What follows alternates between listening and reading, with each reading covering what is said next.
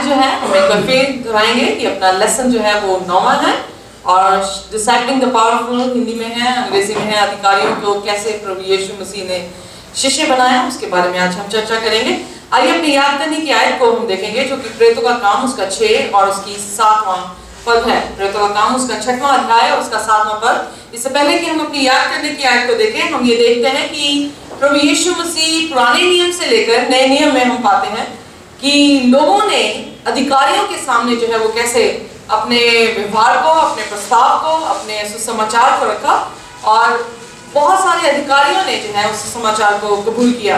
अब मैं आपके सामने ये प्रश्न रखना चाहती हूँ, कौन से ऐसे अधिकारी थे पूरी बाइबल में? कोई भी ऐसा अधिकारी जिसको आप बाइबल में कौन से ऐसे लोग थे जिन्होंने शायद राजाओं के सामने जो है वो पेश हुए या राजाओं के सामने उन्होंने अपनी गवाही दी या सुसमाचार को जो है वो सुनाया? कोई भी नाम आप बोल सकते हैं, पुराने नियम से भी और नए नियम से भी। वो छोटी लड़की जिसके मालिक को कोट था और उसने ओके, हम देखते हैं छोटी लड़की नमान के पास, नमान कोढ़ी हो गया, उसकी पत्नी रो रही है और वो छोटी बेटी जो है ये सुसमाचार नमान के पास लेकर आती है और कहती है कि हमारे वहां पर इज़राइल में नबी है, अलीशा है, और अगर तू उसके पास जाए तो तू चंगा हो सकता है। हमने देखा कि उसने उसकी बात को माना और फिर जो है वो कैसे अलीशा के पास गया, 7 बार डुबकी लगाई और वो चंगा हो गया। Very good. और कोई बात, और कोई वाक्य? जोसेफ जब उसने उसके सपने का मतलब बताया था तो फिर उसने कहा था कि मैं नहीं बता सकता मगर परमेश्वर जो है सपने का मतलब बता। Very good. सो यूसुफ के बारे में हम देखते हैं कि कैसे यूसुफ फिरौन के सामने, जो कि उस समय का राजा था, यूसुफ जो है वो कैद में था, एक मुजरिम की तरह था और वो फिरौन के पास पहुंचा और कैसे प्रभु यीशु मसीह की उसने गवाही दी, उसके स्वप्न का अनुवाद दिया और वो राजा जो है वो परमेश्वर के सामने उसने स्वीकार किया कि तेरा परमेश्वर ही महान है। Very good. और कोई? रूथ भी राजा के सामने पेश हुई। एस्थर जो है वो राजा के सामने पेश हुई। हम देखते हैं कैसे जो है वहां पर हेमन ने कह दिया कि इजरायली कौम को मार दिया जाए। मर्दकाय जाके एस्थर को बोलता है, वो फास्टिंग करते हैं 3 दिन 3 रात और उसके बाद जो है वो कहती कि अगर मैं मर गई तो मैं मर गई, पर मैं अपने लोगों के लिए खड़ी हूँ। सो उस समय के लिए परमेश्वर ने उसे नियुक्त किया, राजा के सामने पहुंची, पूरी इजरायली कौम बचाई गई। Very good. और कोई?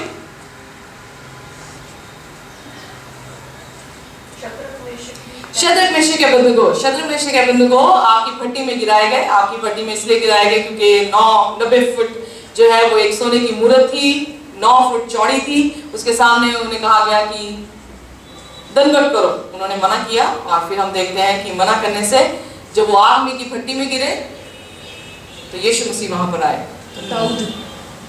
ओके, यीशु मसीह वहां पर आए और जैसे यीशु मसीह आए तो हम देखते हैं नबूकदनेस्सर राजा के जीवन में कैसे बदलाव आया और उसने यीशु की, परमेश्वर की महिमा की।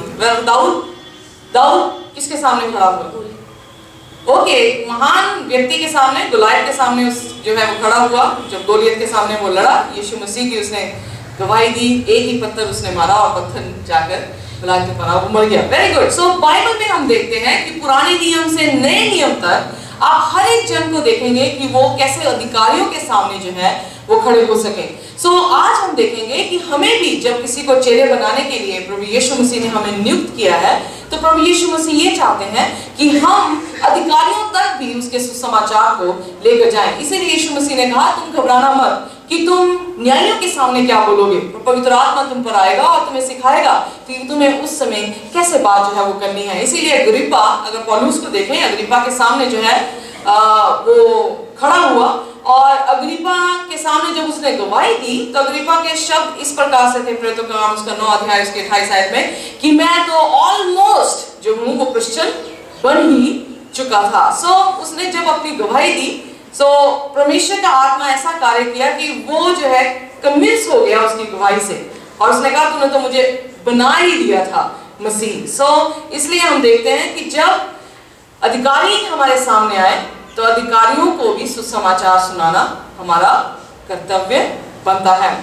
आइए देखिए अपनी याद करने की आयत को हम देखेंगे जो कि प्रेरितों का काम उसका 6 और उसकी 7वीं आयत है। प्रेरितों का काम उसका 6 उसकी 7वीं आयत। आइए मिलकर सभी इस आयत को पढ़ेंगे। और परमेश्वर का वचन फैलता गया और यरूशलेम में चेलों की गिनती बहुत बढ़ती गई और याजकों का एक बड़ा समाज इस मत के अधीन हो गया।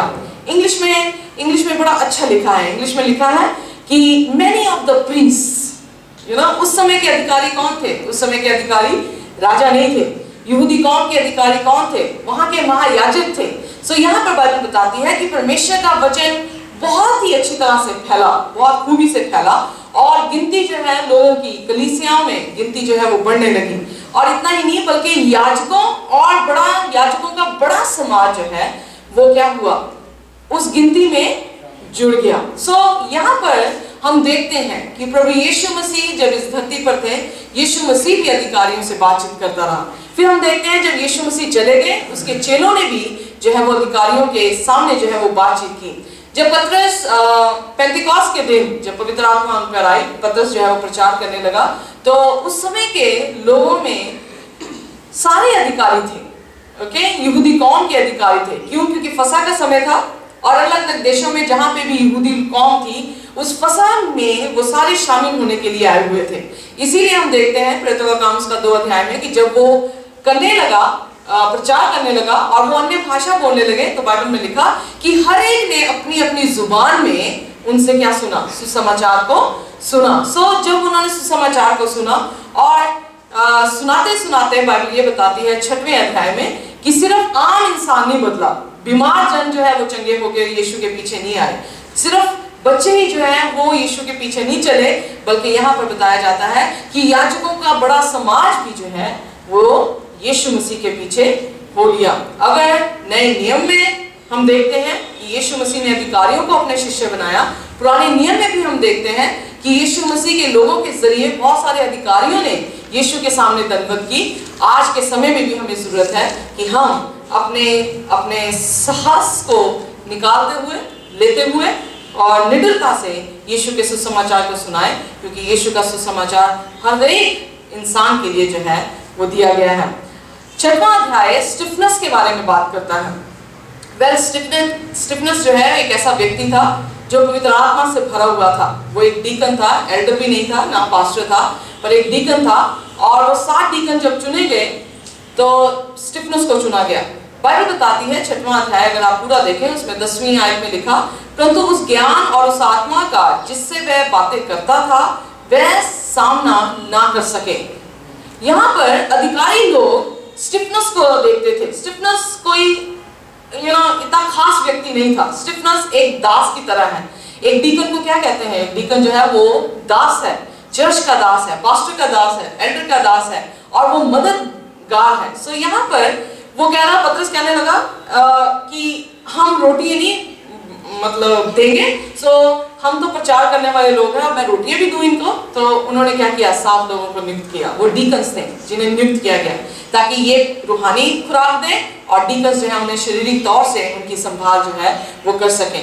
पर जब वो प्रचार करता था, बाइबल बताती है कि जितने भी सभा के बैठे हुए लोग थे वो सभी चकित होते थे, क्योंकि वो इस तरह से प्रचार शायद किया होगा उसने या करता होगा कि उनके सवालों जो, जैसे यीशु मसीह के पास जो है हम देखते हैं फकीर फरीसी हमेशा सवाल लेकर आते थे, हमें क्या टैक्स देना चाहिए? यीशु मसीह ने कहा हाँ हमें देना चाहिए। यीशु मसीह ने कैसे उन्हें आंसर दिया? कहता क्या तुम्हारे पास सिक्का है? तो कह रहे हाँ सिक्का है। सिक्का दिया तो यीशु मसीह ने कहा किसकी छवि, किसका रूप जो है यहाँ पर रखा हुआ? तो उसने कहा केसर का। कहता जो केसर का है वो केसर को दो, जो परमेश्वर का है वो परमेश्वर को दो।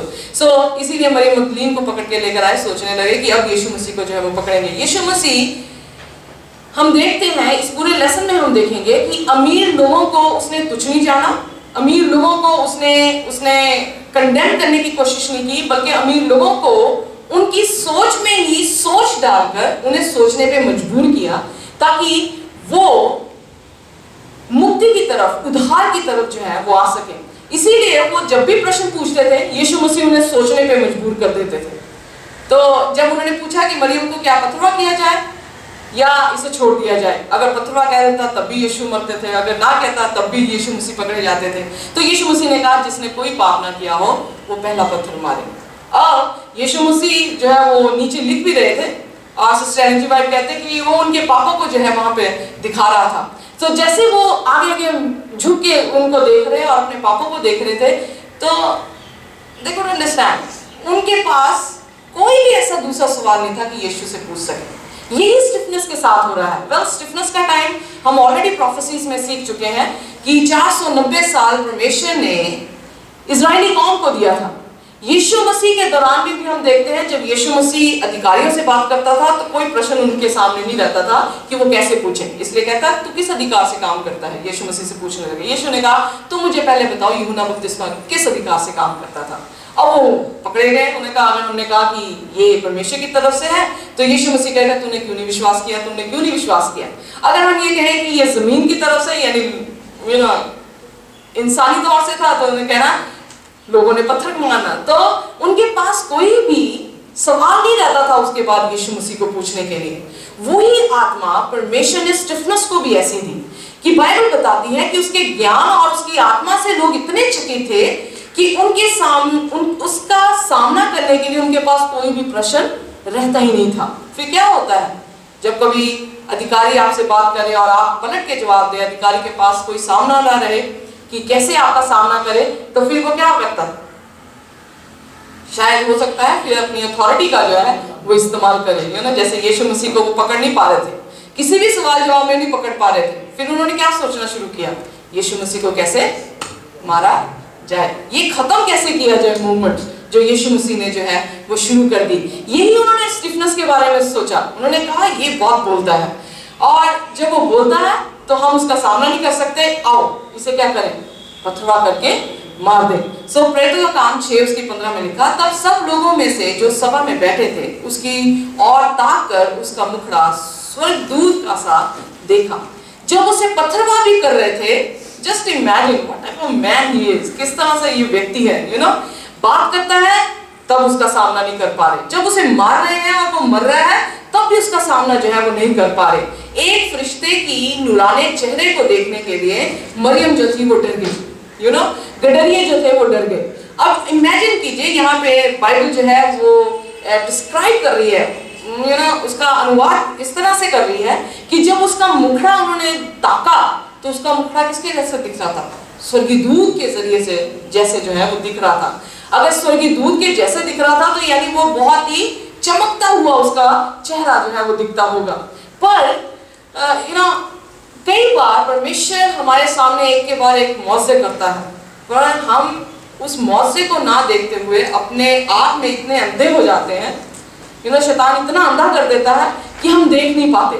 साउल भी वहां पे खड़ा था जो बाद में पौलुस जो है वो बन गया, पर इमेजिन कीजिए कि उस स्वर्गीय दूत की तरह उसका चेहरा चमक रहा है, पर फिर भी उसे क्या कर रहे हैं, पत्थर मार रहे हैं। तब तक नहीं मारना छोड़ा जब तक कि उसने ये नहीं कहा, हे पिता इन्हें माफ कर कि ये नहीं जानते कि ये क्या करते हैं, और उसने अपनी आखिरी सांस ली और वो खत्म जो है वो हो गया। चाहे कोई भी परिणाम क्यों ना हो, अथॉरिटी में, अधिकारियों में कैसे भी लोग क्यों ना हो, प्रभु यीशु मसीह ने या परमेश्वर ने हमें कुव्वत दी है कि हम उन अधिकारियों के सामने जो है यीशु के लिए गवाही जो है वो बन सकते हैं। इसीलिए पहली बात हमें ये सीखने की जरूरत है, अधिकारी कौन है, जो आपके सिर पर हैं, जो आपको चलाने वाले हैं। और उन अधिकारियों की संडे लेसन बताता है कि हमें जो है वो रिस्पेक्ट या आदर जो है वो भी करना चाहिए। आइए देखिए, मैं ऐसा निकालिए रोमियो उसका पहला अध्याय, रोमियो उसका 13 अध्याय और उसकी पहली आयत से जो है हम पढ़ना शुरू करेंगे। रोमियो 13 और उसका पहले पद से हम पढ़ना शुरू करेंगे। पर एक व्यक्ति शासकीय अधिकारियों के अधीन रहे, क्योंकि कोई अधिकार ऐसा नहीं जो परमेश्वर की ओर से ना हो, और जो अधिकार हैं वे परमेश्वर के ठहराए हुए हैं। ओके, यहाँ पर अंडरलाइन कीजिए, कोई भी अधिकारी अधिकार पे बैठा है तो वो अपने आप से नहीं, परमेश्वर ने उसे उस अधिकार को जो है वो दिया है, चाहे वो छोटा अधिकार हो चाहे वो बड़ा अधिकार हो। हमसे सबको समझने की ये जरूरत है कि जो कोई भी अधिकार पे बैठा है वो परमेश्वर ने उसे हमारे लिए नियुक्त किया है। कोई ऐसा एग्जाम्पल जो बाइबल में आपको नजर आता हो जिसमें किसी व्यक्ति ने किसी के अधिकार की रिस्पेक्ट की है, चाहे उसकी जान पे बनी हुई थी। कौन सा ऐसा व्यक्ति था, कौन सा ऐसा नौजवान था जिसने एक राजा जो उसको मारने पर था, पर फिर भी जब उसे मौका मिला तो उसने उस पर हाथ नहीं उठाया। Very good. दाऊद जो है, हम यहाँ पर देखते हैं कि दाऊद एक ऐसा करैक्टर है, एक ऐसा एग्जाम्पल है हमारे सामने। साउल राजा था, साउल परमेश्वर की तरफ से अभिषिक्त किया हुआ राजा था, और साउल को अब परमेश्वर ने छोड़ दिया, क्योंकि साउल ने परमेश्वर को छोड़ दिया और दुष्ट आत्माएं उसमें जो है वो काम करने लगी। दुष्ट आत्माएं दाऊद से नफरत करती थी, क्योंकि दाऊद को प्रभु यीशु मसीह ने फिर दोबारा से अभिषिक्त किया कि अगला राजा होगा। आपको पूरी कहानी मालूम है। पर हम यहाँ पर देखते हैं कि दाऊद ने जब मौका भी मिला तो उसने साउल पर हाथ जो है वो नहीं उठाया। उसने यही कहा कि ये परमेश्वर का अभिषेक है, अगर ये गलत भी करे, मैं पैराफ्रेज कर रही हूँ, गलत भी करे तो परमेश्वर इसको जाने, पर ये अभिषेक होने के नाते मेरा काम ये है कि मैं उस पर हाथ ना उठाऊं। और इसी कारण इस विशेषता में हम देखते हैं कि प्रभु यीशु मसीह ने उनसे कहा कि ये मेरे मन का व्यक्ति है। क्यों? क्योंकि ये परमेश्वर का तरफ से दिया हुआ एक उसका चरित्र है। परमेश्वर प्रभु यीशु मसीह पिता को रिस्पेक्ट देता है, पिता यीशु मसीह को रिस्पेक्ट देते हैं। इसीलिए उसने कहा, मेरे प्रभु ने प्रभु से कहा, गॉड द फादर, पिता परमेश्वर पिता पुत्र से कह रहा है। पिता परमेश्वर अपने आप को प्रभु कह रहा है, पिता पुत्र को भी जो है वो प्रभु कह रहा है। पहले आप घर जाके इब्रानियों उसका पहला अध्याय पूरा पढ़ लीजिए, वहां पर आपको मालूम पड़ेगा कि पिता ने यीशु को प्रभु कहा। सो यीशु जो है वो पिता को प्रभु कहता है। सो कहने का अर्थ यह है कि परमेश्वर अपने चरित्र में हमें ढालने की कोशिश कर रहा है, इसीलिए वो हिदायतें दे रहा है कि जो अधिकारी है वो परमेश्वर की तरफ से नियुक्त है, सो हर एक जन उसका आदर करे। अगली आयत पढ़िए प्लीज। इसलिए जो कोई अधिकार का विरोध करता है वे परमेश्वर की विधि का सामना करता है, और सामना करने वाले दंड पाएंगे। ओके, पढ़ते जाइए। हाकिम अच्छे काम नहीं परंतु बुरे काम के लिए डर का कारण है। अतः यदि तू हाकिम से निडर रहना चाहता है तो अच्छा काम कर, और उसकी ओर से तेरी सराहना होगी, क्योंकि वह तेरी भलाई के लिए परमेश्वर का सेवक है। परंतु यदि तू बुराई करे तो डर, क्योंकि वह तलवार व्यर्थ के लिए हुए नहीं और परमेश्वर का सेवक है, कि उसके क्रोध के अनुसार बुरे काम करने वाले को दंड दे। इसलिए अधीन रहना न केवल उस क्रोध के डर से आवश्यक है, वरन विवेक भी यही गवाही देता है। इसलिए कर भी दो, क्योंकि शासन करने वाले परमेश्वर के सेवक हैं और सदा इसी काम में लगे रहते हैं। इसलिए हर एक का हक चुकाया करो। जिसे कर चाहिए उसे कर दो, जिसे महसूल चाहिए उसे महसूल दो, जिससे डरना चाहिए उससे डरो, जिसका आदर करना चाहिए उसका आदर करो। ओके, सो फिर परमेश्वर ने प्रभु यीशु मसीह के दास यहाँ पर पौलुस जो है हमें शिक्षा दे रहे हैं कि हमें अपने अधिकारियों की जो है वो सराहना, उनकी आज्ञाकारिता में और उनके सामने जो है अधीन रहकर जो है वो रहना चाहिए। बाइबल बताती है, आइए मेरे साथ निकालिए पहला तीमुथियुस का 2 उसकी पहली आयत, पहला तीमुथियुस का 2 और उसकी पहली आयत और उसकी दूसरी आयत। अब मैं सबसे पहले ये उपदेश देता हूँ कि विनती और प्रार्थना और निवेदन और धन्यवाद सब मनुष्य के लिए किया जाए, राजाओं और सब ऊंचे पद वालों के निमित्त, इसलिए कि हम विश्राम और चैन के साथ सारी भक्ति और गंभीरता से जीवन बिताएं। यहाँ पर बाइबल ये भी बताती है कि सिर्फ आदर अपने अधिकारियों का नहीं करना, बल्कि उनके लिए प्रार्थना भी करें। क्यों प्रार्थना करनी चाहिए?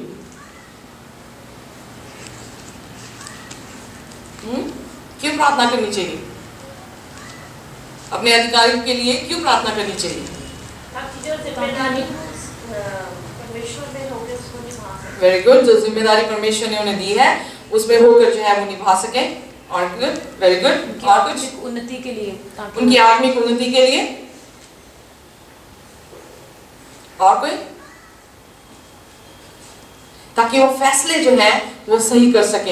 एस्थर ने क्यों 3 दिन और 3 रात रोजे और प्रार्थना करने के लिए कहा? इसलिए नहीं कि वो ना मर जाए, वो इसलिए कह रही थी कि जब मैं अपना कंसेप्ट या अपनी अपील राजा के सामने रखूं तो राजा का मन इतना शांत हो कि वो बड़े सूझ समझ से उस अपील को जो है वो बिल्कुल न्याय में ले सके।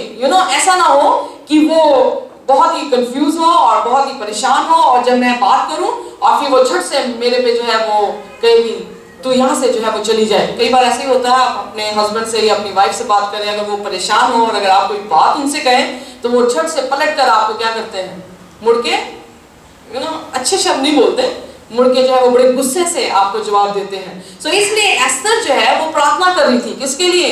है तो उसका पति था, पर वो राजा प्रार्थना करी थी कि राजा जब अपना न्याय सुनाए तो किसी तरह से भी चूक जो है वो ना जाए। इसलिए बाइबल बताती है कि अपने राजाओं के लिए भी जो है वो प्रार्थना करें। कह रहा है राजाओं और सब ऊंचे पद वालों के निमित्त, इसलिए कि हम विश्राम, अंडरलाइन दिस वर्ड, कि हम विश्राम और चैन के साथ सारी भक्ति और गंभीरता से जीवन बिताएं।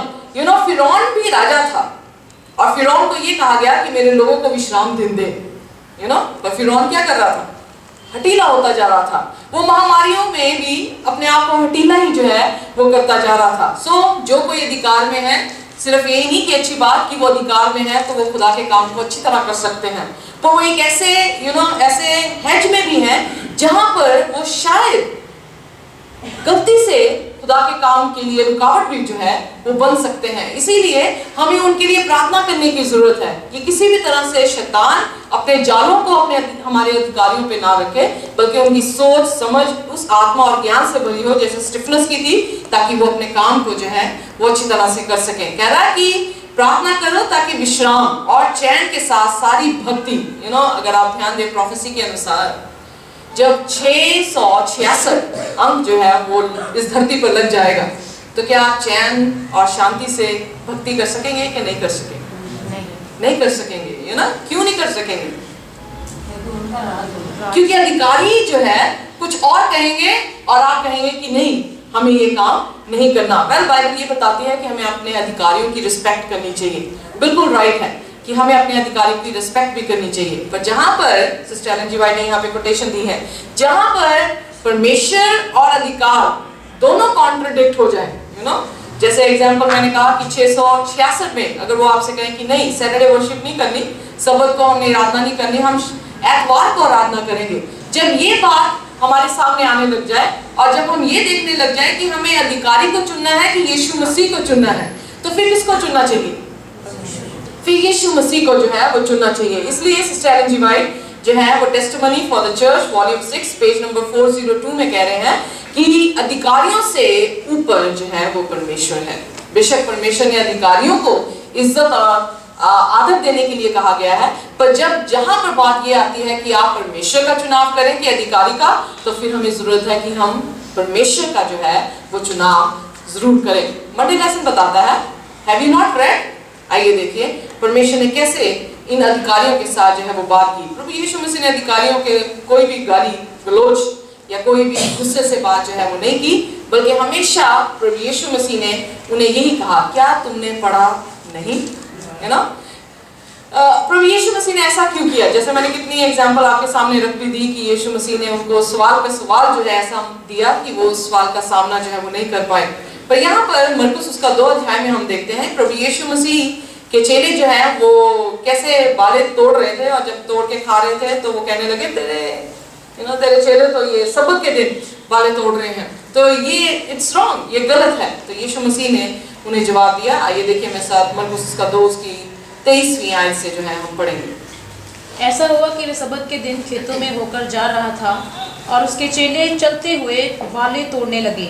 तब फरीसियों ने उससे कहा, देख ये सबत के दिन ये काम क्यों करते हैं जो उचित नहीं।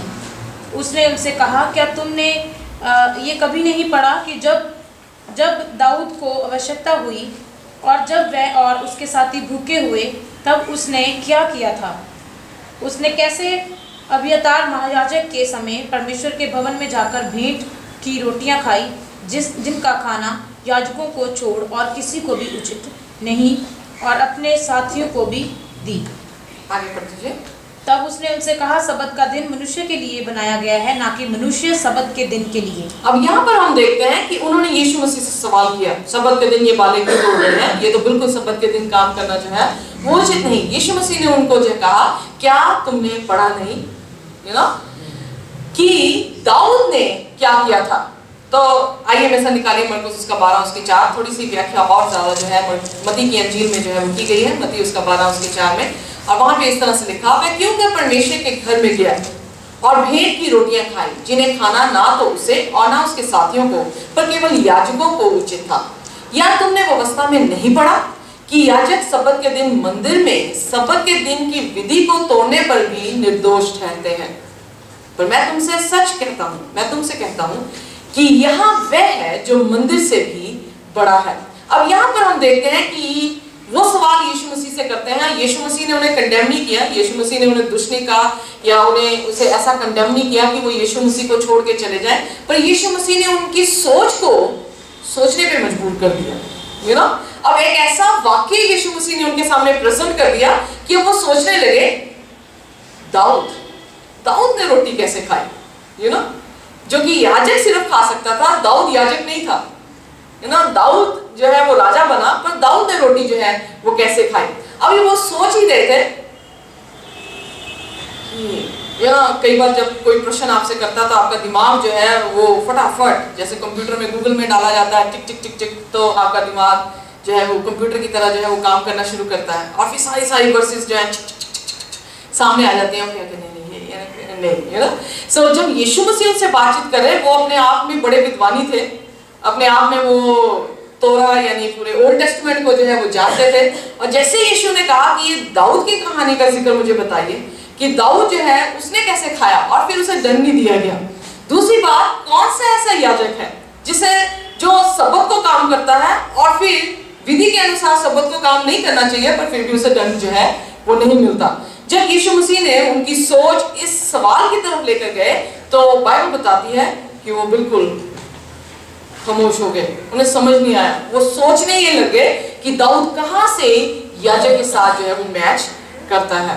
यू नो, सो जब वो सोच ही रहे थे, साथ में मैं कमेंट्री पढ़ रही थी सेवेंथ डे एडवेंटिस्ट चर्च की, तो वो बोलने लगे, जैसे ही वो सोच रहे थे यीशु मसीह ने दूसरा प्रश्न पूछा कि महायाजक या प्रीस्ट जो है वो सैटरडे को क्यों काम करता है?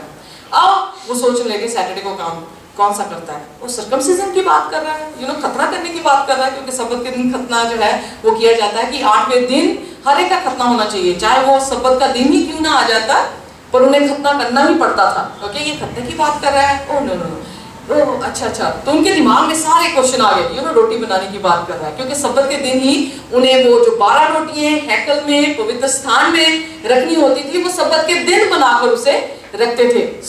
फिर वो सोचने लगे, ओके, यीशु मसीह शायद जो है ये 12 रोटियों की बात कर रहा है, क्योंकि बाइबल में लिखा है निर्गमन उसकी 35 में कि कोई भी सबत के दिन आग ना जलाए।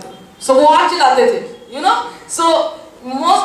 एक दिन क्या हुआ, पास्टर थॉमस जो है वो सेक्शन और प्रेसिडेंट से पूछने लगे, कह रहे कि सर जी पास्टरों की छुट्टी किस दिन की है? तो वो कह रहे कि सैटरडे की। तो थॉमस कह रहे सैटरडे तो हमारे काम का टाइम होता है और सैटरडे को छुट्टी, आप कह रहे हैं कि सैटरडे को छुट्टी। कहने का कि हर एक जन को छुट्टी जो है वो सैटरडे को है, पर अगर आप देखें पास्टर को सैटरडे को ही सबसे ज्यादा काम जो है वो करना पड़ता है। क्यों? क्योंकि सारा मंदिर का काम, या अगर होली कम्युनियन अगर आप देखें तो होली कम्युनियन का सारा काम जो है उन्हें अरेंज करना पड़ता है। सबत के दिन ही वो ज्यादा काम जो है वो करते हैं। यीशु मसीह ने भी उनसे ऐसा सवाल किया और वो सोचने लगे। जब वो सोचने लगे, यीशु मसीह उनको ये बताने की कोशिश कर रहा था। व्हाट डू यू थिंक, यीशु मसीह क्या बताने की कोशिश कर रहे थे? इस पूरे वाक्य में यीशु मसीह उन्हें क्या करने की कोशिश कर रहे थे? एक तो ये कि उनकी सोच को सोचने पे मजबूर कर रहे थे, और कोई बात? ये बता रहे थे कि भलाई का जो काम है उसका कोई मतलब वो कर सबत को भी करना चाहिए, कोई बड़ी बात नहीं। Okay, very good. हम देखते हैं कि यीशु मसीह उन्हें ये बता रहे थे कि सबत का दिन जो है वो भले काम करने के लिए है। यीशु मसीह ने क्या कहा? कहता सबत का दिन क्या है?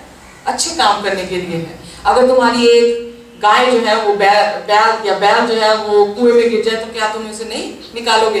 इसलिए सूखे हाथ वाले से क्या कहा? जब वो कहने लगा तो सबत के दिन इसे चंगा करता है, तो यीशु मसीह ने उनसे क्या कहा? कहता कि जो बैल तुम निकाल देते हो सबत के दिन, तो मैं क्या अपनी सृष्टि के इंसान को जो शैतान ने से इसके हाथ को सूखा किया उसे चंगा ना करूं? यीशु मसीह ने उसे कहा चल अपने हाथ को क्या कर, बढ़ा, और उसका हाथ उसी समय जो है वो चंगा हो गया। 8 बार यीशु मसीह ने सबत के दिन जो है वो लोगों को चिंगाई दी। एक कुबड़ी औरत आई, यीशु मसीह ने कहा इतने सालों से शैतान उसे कुबड़ा बनाया था, यीशु मसीह ने उसे कहा उठ खड़ी हो जा, और वो बिल्कुल सीधी जो है वो खड़ी हो गई।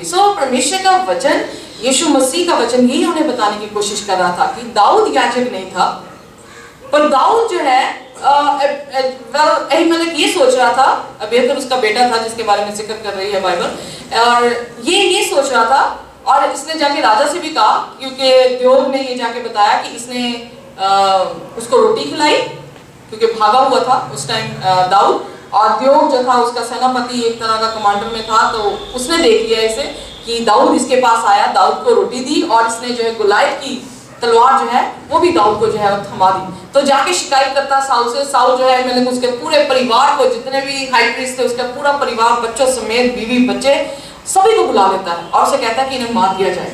तो कहता है कि क्यों, मैंने पूछता भी क्यों, मुझे क्यों मारा जाए? तो वो बोल रहा है कि इसलिए मार रहे हैं क्योंकि तूने दाऊद को जो है वो रोटी खिलाई। कहता वो उसे ये इस शब्दों से बोलता है, कहता कि राजा, इससे बढ़िया वफादार तेरा कौन सा सेवक है? इससे बढ़कर मैं ये कहना चाहता हूँ कि वो तेरा दामाद था, तेरा बेटा था। तो एक राजे को और उसके बेटे को मैंने रोटी खिलाई, तो इसके बारे में इसमें कौन सी ऐसी बुरी बात है?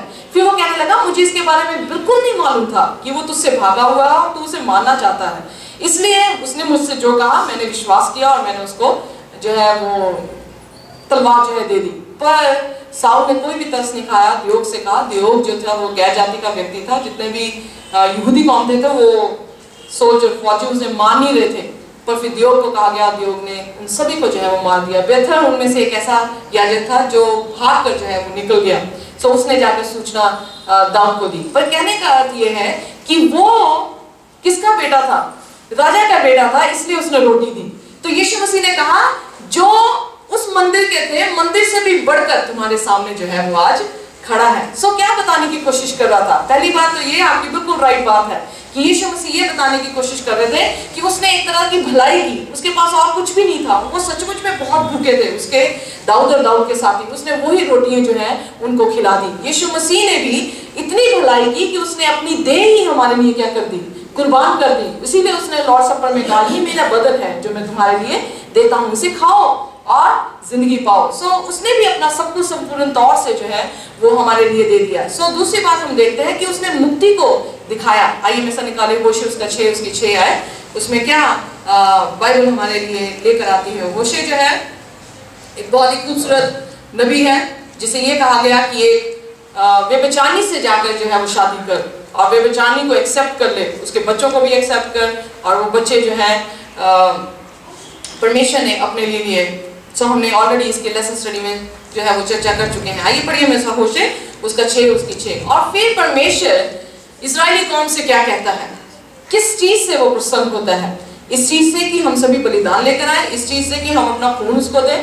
ना, परमेश्वर हमारे बलिदानों से खुश नहीं होता, पर किससे खुश होता है? आइए पढ़िए। क्योंकि मैं बलिदान से नहीं स्थिर प्रेम ही से प्रसन्न होता हूँ, और होम बलियों से अधिक ये चाहता हूँ कि लोग परमेश्वर का ज्ञान रखें। ओके, यहाँ परमेश्वर ये कह रहा है कि परमेश्वर का ज्ञान रखें। परमेश्वर का ज्ञान क्या है? What is the knowledge of God? परमेश्वर का ज्ञान उसका पवित्र वचन है। पवित्र वचन आपको क्या सिखाता है? पवित्र वचन आपको यही सिखाता है कि परमेश्वर से प्रेम कर और अपने भाई से प्रेम कर। भाई से प्रेम कर या परमेश्वर से प्रेम कर कहने का अर्थ दूसरे अर्थों में कि तू भलाई के काम को जो है वो प्रकट कर। साल्वेशन, मुक्ति जो है वो भलाई से जो है वो आती है। इसीलिए यीशु मसीह ने मत्ती 25 में क्या कहा? भेड़ियों बकरियों को अलग किया, उसे कहा, जब मैं भूखा था तुमने मुझे रोटी नहीं दी, जब मैं प्यासा था तुमने मुझे पानी नहीं पिलाया। क्या दिखा रहा था? उनकी साल्वेशन किस पर आधारित थी? उनकी मुक्ति उनके अच्छे कामों पर जो है वो आधारित थी। इसीलिए उसने कहा, जब मैं भूखा था तूने रोटी नहीं खिलाई। सो तूने भला काम नहीं किया कि जब मैं भूखा था तो तूने मुझे रोटी नहीं दी। अगर रोटी अगर देखें आप, रीति से भी रोटी है, रोटी उसका क्या है? वचन है। जो लोग भूखे हैं, अगर हम उन्हें वचन नहीं देते तो प्रभु यीशु मसीह कहेगा, जब मैं भूखा था, जब मुझे वचन की जरूरत थी, मेरे दास को वचन की जरूरत थी, तो तुमने उनको वचन जो है वो नहीं सिखाया। सेंचुरियन एक ऐसा व्यक्ति है, ट्यूसडे लेसन में बड़ा ही खूबसूरत व्यक्ति है और बड़ी अच्छी जो है इसकी टेस्टिमनी है। सेंचुरियन यीशु मसीह के पास आता है, पहले तो नहीं यीशु मसीह के पास आता क्योंकि वो सोचता है कि मैं इस काबिल नहीं। आप जाके मत्ती 8 और लूका 7 अध्याय दोनों पढ़ेंगे तो आपको पूरी पिक्चर जो मैं आपको पैराफ्रेज कर रही हूँ आपको समझ आएगी।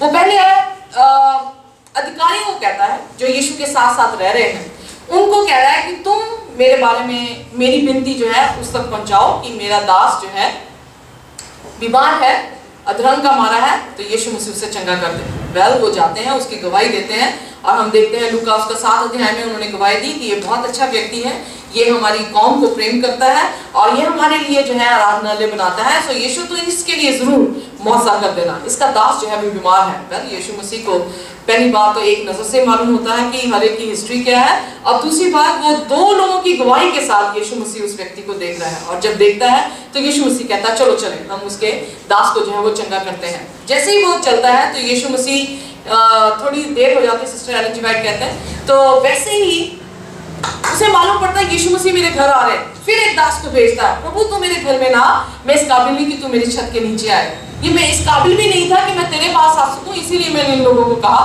कि तू मेरे दास को चंगा कर दे। और यीशु मसीह जो है फिर आगे बढ़ते हैं, जैसे बढ़ते हैं वो खुद ही आ जाता है और मत्ती की इंजील में लिखा कि वो खुद आके कहता है प्रभु तुझे मेरे घर में आने की जरूरत नहीं है, तू यहीं से कह तो मेरा दास चंगा हो जाएगा। यू नो सेंचुरियन कमांडर था, 100 के करीब फौजी लोग जो है उसके अधीन थे, मिलिट्री माइंड था। यू नो आप मिलिट्री माइंड को जानते हैं, यस भागो तो उन्हें भागना पड़ता है, रुक जाओ वहीं पे रुकना पड़ता है, चाहे कितनी भी रफ्तार से आप रुके। सो कमांडर कमांड के साथ जो है वो चलता है, अपने दासों को भी कमांड देता है हर एक चीज के लिए। फौजी को अगर आप देखें ना, बिना कमांड के काम नहीं करते, क्योंकि उनका माइंड इतना सेटअप हो जाता है उनकी ट्रेनिंग में कि जैसे ही कमांड मिलेगी वैसे ही वो काम करेंगे। अगर उन्हें खड़ा कर दे और अगर कमांडर उनका भूल जाए कि उन्हें कहें कि नहीं बैठ सकते हो, वो खड़े ही रहेंगे।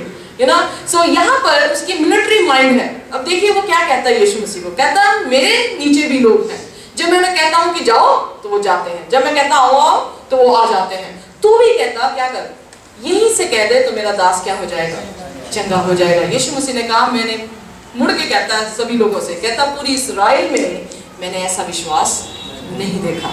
यू नो सेंचुरियन हम बाइबल में देखते हैं, बहुत सारे सेंचुरियन जो है वो देखने को मिलते हैं। पतरस सेंचुरियन के पास गया, यीशु मसीह की पवित्र आत्मा उसको बपतिस्मा से पहले ही परमेश्वर ने उसे दे दी, अन्य भाषा में जो है वो बोलने लग गया, जो कॉर्नेलियस नाम का सेंचुरियन था। फिर हम देखते हैं सेंचुरियन जिसका बेटा बीमार था, परमेश्वर ने उसके बेटे को चंगा किया, जिससे कहा कि तुम चिन्ह ढूंढते हो। ओके, फिर एक सेंचुरियन ये था जिसका दास जो है वो बीमार था। तो look at this person, military mind जरूर है पर इतना सॉफ्ट हार्टेड माइंड है कि अपने दास की परवाह कर रहा है, और जब वो कर रहा है परमेश्वर उसके दिल को जानता है, और परमेश्वर ने उस अथॉरिटी को कैसे सराहना की, it is wonderful. You know पूरी इजराइल में ऐसा विश्वास जो है परमेश्वर कहता नहीं पा सका, क्योंकि ये व्यक्ति यीशु मसीह को क्या समझ रहा था, क्या समझ रहा था, आम व्यक्ति, एक नबी, एक अच्छा व्यक्ति, भले काम करने वाला व्यक्ति। वो सोच रहा था कि वो समझ रहा था कि he is the commander of the Israel. You know यहोशू को यीशु मसीह ने क्या कहा, I am the commander of Israel. So मैं कप्तान हूं, काहे का कप्तान है, वो इजराइल का कप्तान है। यीशु मसीह इजराइल कौम का कप्तान है। वो समझ गया कि ये कप्तान है, इसीलिए जब बदरुओं को कहता कि चला जा, तो बदरुएं भी क्या करती हैं, चली जाती हैं। जब अंधों को कहता आंखें मिल जाए तो अंधे देखने जो है वो लगते हैं। उसने सुन रखा था और उसका विश्वास इतना कामिल बन गया कि पूरी इजराइल में ऐसा विश्वास नहीं था जो एक गैर जाति के इंसान पे विश्वास जो है वो पूर्ण हो गया। कई बार हम ऐसे करते हैं कि जितना हम यीशु के करीब जाने की कोशिश करें या यीशु के काम को करने की कोशिश करें, हम उतने विश्वास में नहीं होते। पर हमसे बढ़कर विश्वास उन लोगों का होता जिन्होंने कभी भी यीशु मसीह को देखा भी नहीं, कभी यीशु मसीह के वचन को पढ़ा भी नहीं। यू नो इसीलिए बाइबल में लिखा, जो पहले हैं वो क्या कर दिए जाएंगे, पीछे कर दिए जाएंगे, जो पीछे हैं वो आगे हो जाएंगे। क्योंकि सुन सुन के शायद हमारे कई बार कान हटीले हो जाते हैं, हम ढीठ हो जाते हैं, हम परमेश्वर की सुनने जो है वो बंद कर देते हैं। इसलिए परमेश्वर का वचन कहता है, अधिकारियों को यीशु मसीह ने तरका नहीं, अधिकारियों को भी अपना शिष्य बनाने के लिए उसने बुलाहट दी। उसने उनको सोचने पे मजबूर करके चाहे किया हो, चाहे मौजाना तरीके से मौजा करके उसने अपने शिष्य बनाए हो, पर उसने हर एक कोशिश की ताकि अधिकारी एक भी ये ना कह सके कि मुझे यीशु मसीह ने छोड़ दिया, बल्कि हर एक को यीशु मसीह ने बनाया। आइए देखिए, जब वो न्याय में था, जब उसका न्याय कर रहे थे पिलातुस, कैफर या कैफास या कह सकते सीजर, जब उसका न्याय कर रहे थे, हेरोदियस के पास भी यीशु मसीह पहुंचा, तो यीशु मसीह ने तब भी उन्हें जो है वो त्यागा नहीं। वह हम देखते हैं जब यीशु मसीह को पकड़ लिया गया और उसे कैफास के पास अननिया के पास भी लेकर आए और उससे अननिया पूछने लगा कि तू कौन है, तू बता तू कौन है। यीशु मसीह उनको कुछ भी नहीं बोल रहा था। कहता क्या तू इज़राइल का परमेश्वर है? तो यीशु मसीह ने उनसे कहा तुमने कह ही दिया। ओके, जब हम देखते हैं कि वो पिलातुस के पास पहुंचा, पिलातुस के पास भी परमेश्वर ने उनका कोई भी निरादर जो है वो शब्दों से नहीं किया। जब परमेश्वर हमें कहता है कि अपने अधिकारियों का आदर करो, तो इससे पहले कि वो आपसे कहे वो खुद करके आपको दिखाता है। इसीलिए प्रभु यीशु मसीह हमारी अच्छी एग्जाम्पल है। कह सकते हैं आमीन, आमीन। इसलिए यीशु मसीह ने किसी भी अधिकारी, चाहे वो अच्छे थे चाहे वो बुरे थे, उनके सामने कोई भी निरादर की बात जो है वो नहीं की, बल्कि उन्हें जहां जवाब चाहिए था वहां पर उनको जवाब जो है उन्हें दिया, जैसे तुमने कह ही दिया। तो पिलातुस कहने लगा अगर तू ना बोला, तुझे नहीं मालूम मेरे पास कोई सामर्थ है, अथॉरिटी है कि मैं तुझे मार दूं। तो प्रभु यीशु मसीह ने कहा ये अथॉरिटी तुझे दी गई है। ओके, अथॉरिटी है नहीं। व्हाई? क्योंकि किसी भी इंसान के पास अथॉरिटी नहीं कि जिसने उनको सिरजा है उस पर न्याय सुनाए। तो परमेश्वर ने वो भी वहां पे शब्द लिखा था, authority is given unto you, ये अधिकार भी तुम्हें दिया गया है। सो सचमुच में परमेश्वर ही है जो हमें अधिकार देता है, चाहे हम छोटी पोस्ट में हो चाहे बड़ी में हो।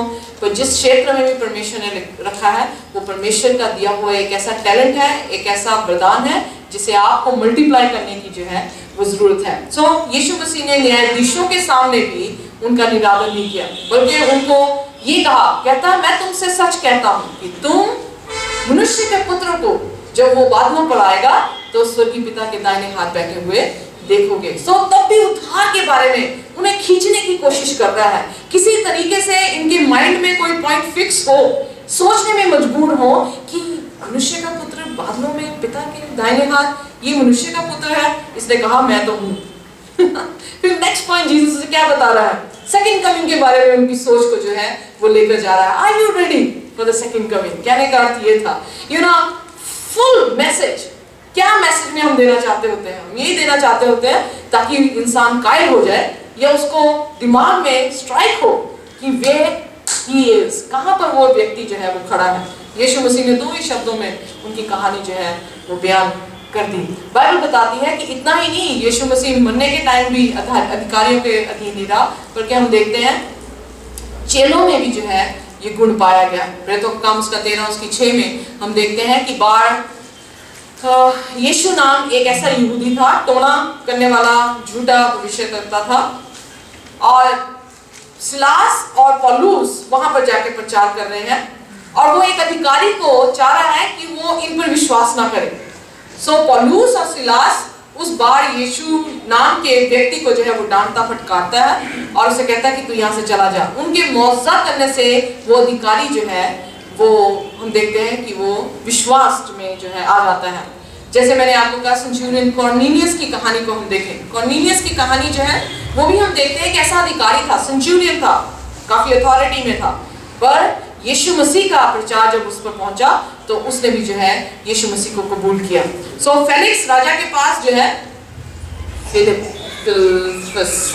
हिंदी में क्या कहते हैं, फेलिक्स राजा के पास पौलुस पहुंचा और जब वहां पे पहुंचा वहां पर भी जो है वो अपनी गवाही दे रहा है। उसने उसकी गवाही सुनाने के लिए अग्रिप्पा को भी बुला लिया, तू भी आ जा, पौलुस के सामने आ जा, देख इसको ये क्या बोलता है। फिर हम देखते हैं कि एक बहुत ही खूबसूरत बात, प्रेरितों का काम उसका 23 उसकी पहले वचन को हम देखेंगे, ये मेरी आखिरी आयत होगी। पौलुस ने महासभा की ओर टकटकी लगाकर देखा और कहा, हे भाइयों, मैंने आज तक परमेश्वर के लिए बिल्कुल सच्चे विवेक से जीवन बिताया। हनन्याह महायाजक ने उनको जो उसके पास खड़े थे उसके मुंह पर थप्पड़ मारने की आज्ञा दी। इमेजिन कीजिए, अब यहाँ पर सिस्टर एलन जी बताते हैं कि जब पौलुस अंधा हुआ, उसके छिलके जो है उतरे, तो उसके बाद पौलुस को जो है वो देखने की जो है वो थोड़ी तकलीफ थी, इसीलिए वो अपनी पत्री जो है वो अपने सेवकों से जो है वो लिखवाता होता था। एक बार उसने कहा अपनी पत्री में कि मैं बड़े बड़े अक्षरों में तुम्हें लिख कर देता हूँ, क्योंकि उसकी नज़र जो है वो थोड़ी कमज़ोर हो गई थी। अब यहाँ पर वो कटहरे में खड़ा है और कटहरे में खड़े हुए जब वो अपनी गवाही दे रहा है कि मैंने अपने कॉन्शियस से भी परमेश्वर के विरुद्ध में काम नहीं किया, तो हनन्याह अब यहाँ पर जो है हनन्याह जो है वो महायाजक बन गया है और उसे साफ हालों में कहता है इसके मुंह पे एक थप्पड़ मार।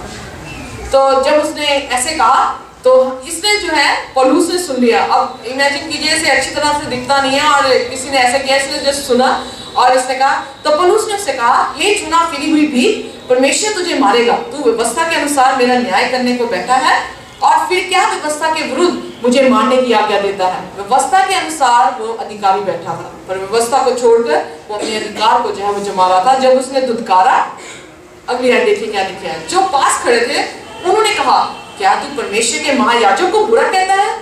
पौलुस ने कहा, हे भाइयों, मैं नहीं जानता था कि वे महायाजक हैं, क्योंकि लिखा है कि अपने लोगों के प्रधानों को बुरा ना कहे। सुना, आंखों से थोड़ा सा उसे धुंधला नजर आता था, मालूम नहीं पड़ा महायाजक था। थप्पड़ पड़ने की बात आई तो वो उसको धुतकारता है, उसे बुरा बोलता है, जैसे बोलता पता लगता है महायाजक था तो उसने आई एम सॉरी कहा कि आई एम सॉरी, मुझे पता नहीं लगा कि ये महायाजक था। पर परमेश्वर के वचन में ये लिखा गया है कि अपने प्रधानों को बुरा ना कहे। वेल, पौलुस भी अधिकारियों के निमित्त बड़ी आज्ञाकारिता के साथ, आज्ञाकारिता के साथ नहीं, आदर के साथ, आदर के साथ जो है उनके सम्मुख आता था।